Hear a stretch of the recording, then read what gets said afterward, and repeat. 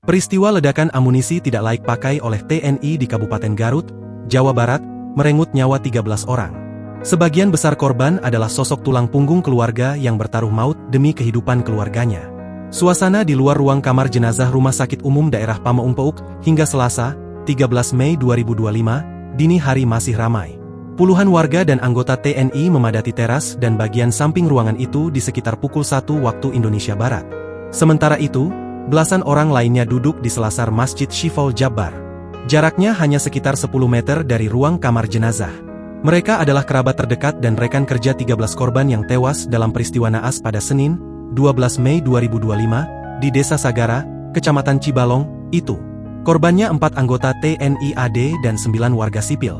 Mereka tewas setelah amunisi di lubang ketiga meledak tidak terduga.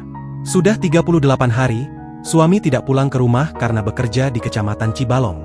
Almarhum berjanji kepada saya dan anak-anak akan pulang Senin ini, tapi ternyata untuk selamanya, ungkap Dede, 38, istri dari korban bernama Endang Rahmat dengan berlinang air mata. Dia mengenang suaminya sebagai sosok pekerja keras, multitalenta, sekaligus penyayang keluarga. Dalam kesehariannya, Endang yang berusia 44 tahun ini seorang sopir tidak tetap yang mengangkut material bangunan hingga mesin pertanian. Sekitar sebulan yang lalu, salah seorang kenalan Endang bernama Ius mengajaknya untuk ikut membantu kegiatan pemusnahan amunisi tidak layak pakai di Desa Sagara. Ius juga menjadi korban dalam peristiwa ini. Perjalanan dari rumah Endang di Desa Ciudian, Kecamatan Singajaya, Garut, ke Desa Sagara sekitar 3 jam. Demi menghemat biaya, ia pun bermukim di mes yang disiapkan untuk kegiatan peledakan amunisi.